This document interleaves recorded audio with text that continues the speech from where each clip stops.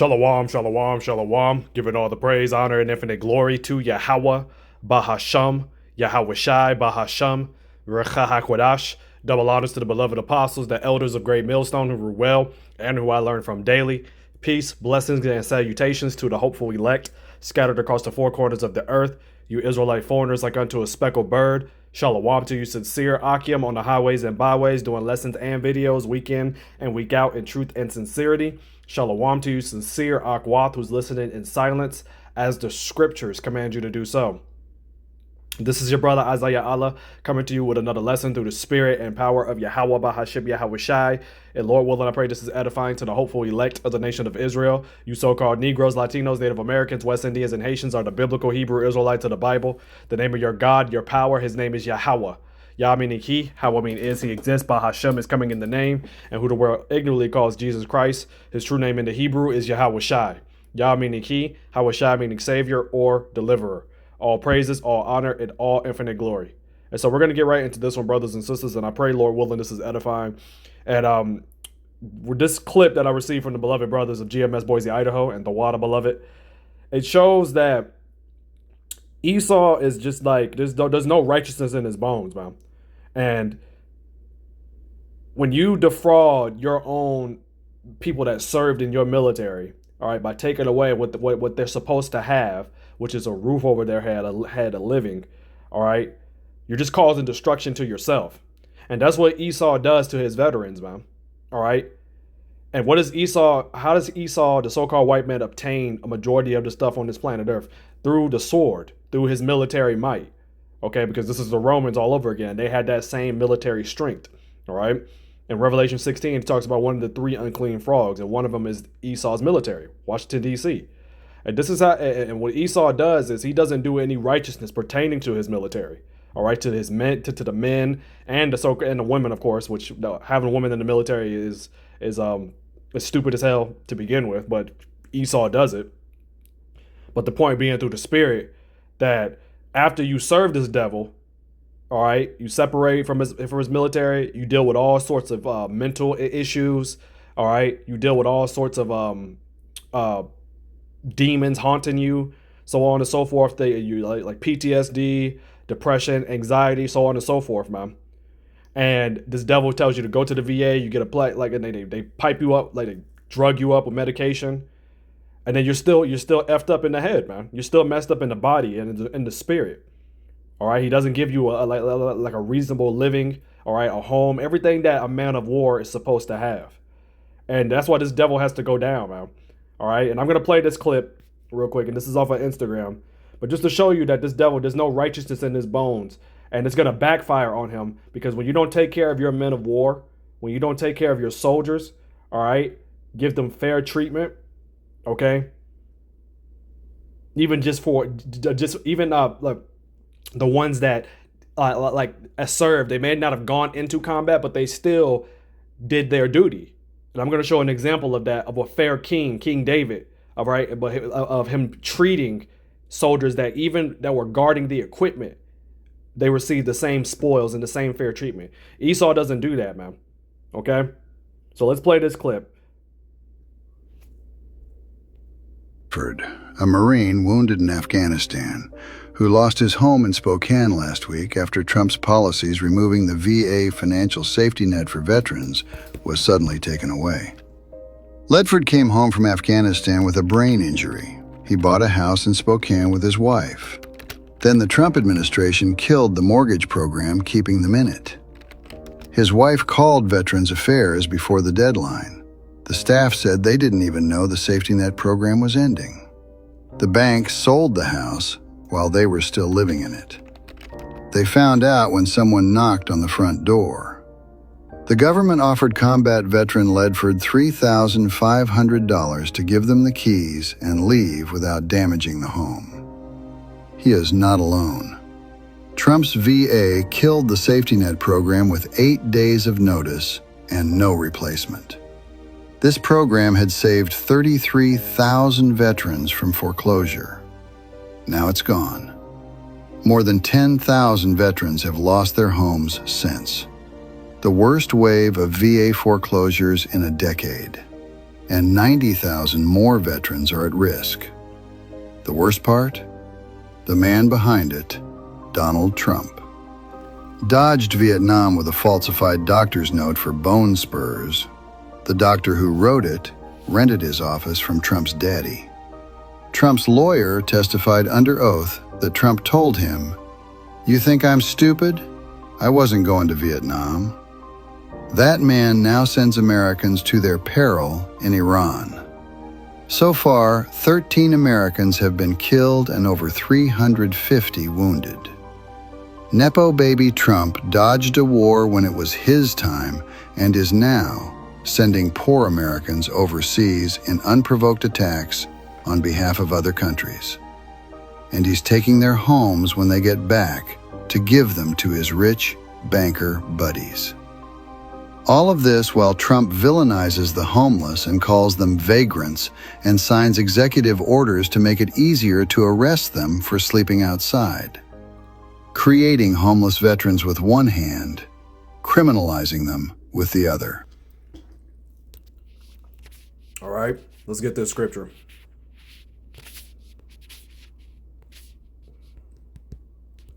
This is Proverbs 22 and verse 16.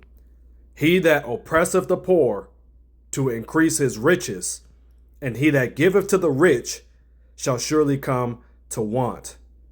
All right, in the New Living Translation, a person who gets ahead by oppressing the poor or by showering gifts on the rich will end in poverty. And that's what's going to end up happening to the so-called white man and his system, his policies, everything, man. Because he has no righteousness in his bones. And that's what's an example of that. And that's exactly what they're doing. Now they're sending you Americans, you Babylonians, all right, the poor, and majority is Jake. Because Jake, when they joined the military, they joined to try to obtain some form of, to get themselves set ahead for the future. And that's why a lot of them were complaining about having to go to war, so on and so forth. But the point being, through the spirit, that this is what this devil does, man. This is what this devil does. All right. He has no righteousness. And then that spirit of freedom and liberty, justice, that shit is starting to wane. It's starting to dissipate. All right. And now, like he's seeing, people are, these Americans are starting to see him for who he is, man. He doesn't take care of his military. He doesn't take care of his soldiers. All right. And now they're suffering because of it, because of losing that program, man. That program disappearing to help Esau's veterans be able to afford a home and to keep a home, a roof over their head, as now this devil took away that program, man. All right, stealing from the poor, man. Okay, and that's the one thing you don't want to do is destroy the men that served for you. All right, of their living, of their wages. All right, of the roof over their head, taking care of your men of war. That's something you absolutely, positively don't want to do. And that's going to backfire on this devil when you see veterans taking up arms, man, which is sedition. Okay? Let me get this really quick. This is Proverbs 29 and verse 2. When the righteous are in authority, the people rejoice. But when the wicked beareth rule, the people mourn. All right? In the New Living Translation, when the godly are in authority, the people rejoice. But when the wicked are in power, they groan. And this is what you're seeing right now. Now more and more of those unrighteous decrees that this devil is pushing forth to remove things. This is now what's happening. Now it's affecting everything. And like I said, it's going to backfire on this devil because of him destroying his men of war. That's like the one thing you don't want. And that's, like I said earlier at the beginning of this lesson through the spirit, how Esau has taken the fatness of the earth. Through the sword, through his military means, so on and so forth, man. All right. Now, if you want to have understanding real quick of what that program is. All right, let me type this in.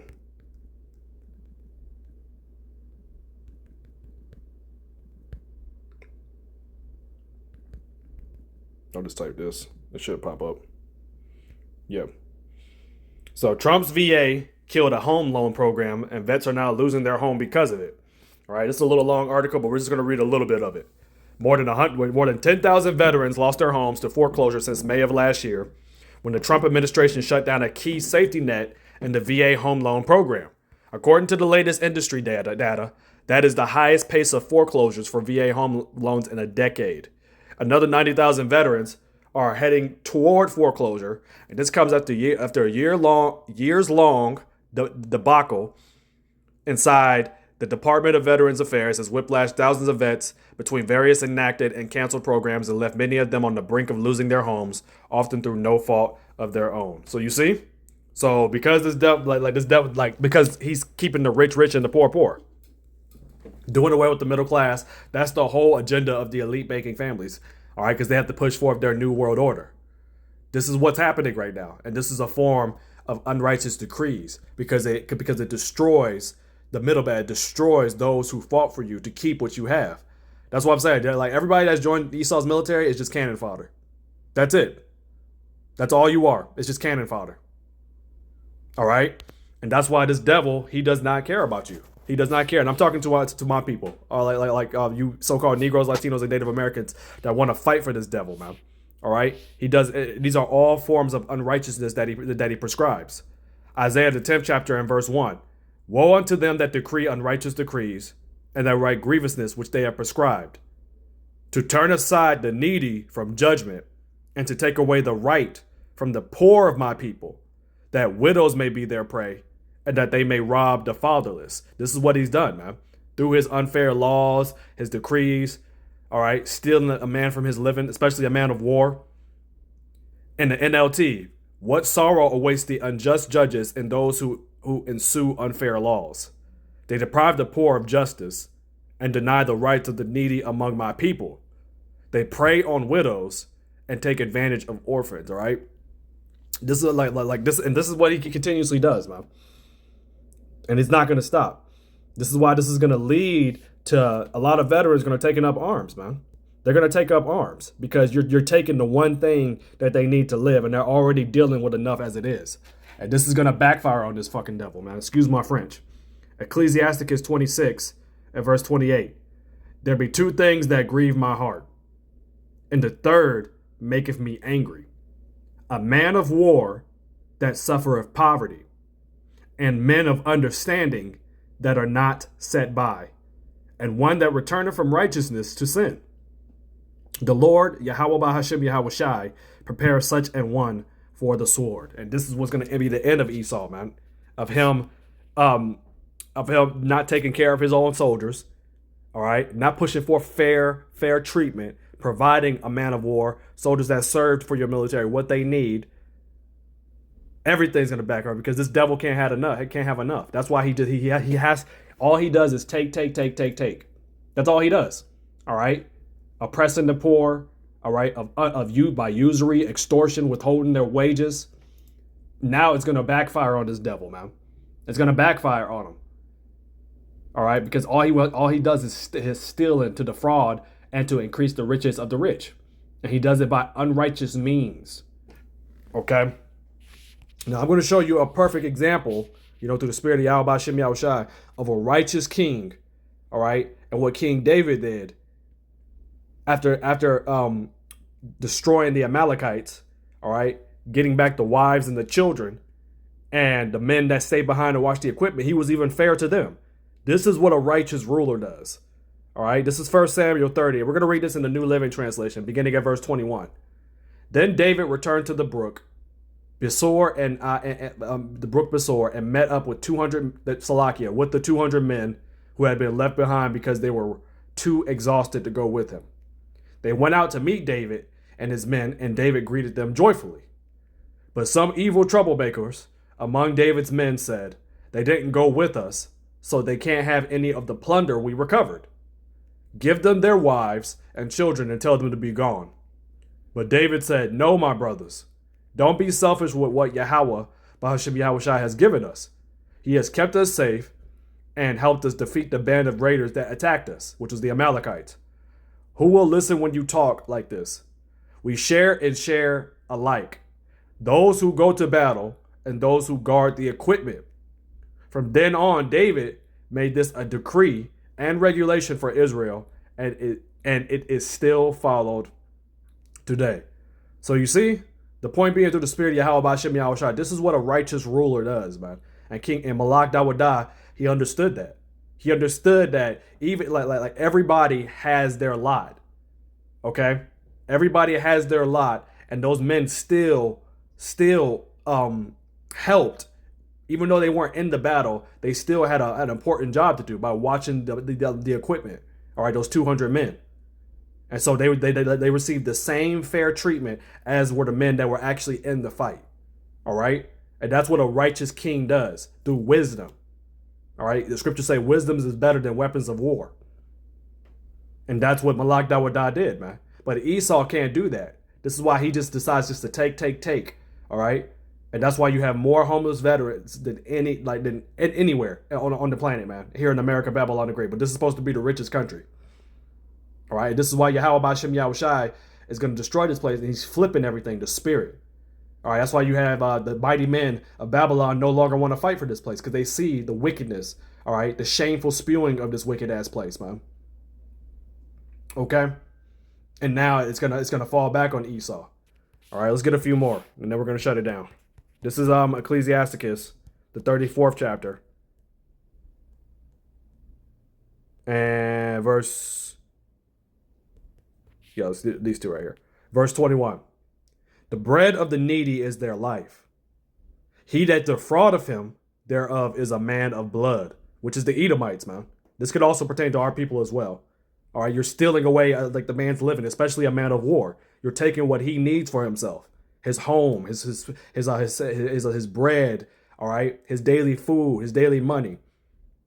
He that taketh away his neighbor's living slayeth him.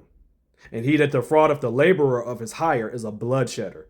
And that's what's going to end up happening. Because now your own men, your veterans, and all over the internet, they're getting ready for sedition is coming, man. And they're going to come after their government. All right. The elite banking families know that. That's why they're establishing this. They know that there's going to be a war. A war is brewing here on America, Babylon the Great's land. And we're inching closer and closer to it because of this right here. Because of the unrighteous decrees. All right, the wicked rulers.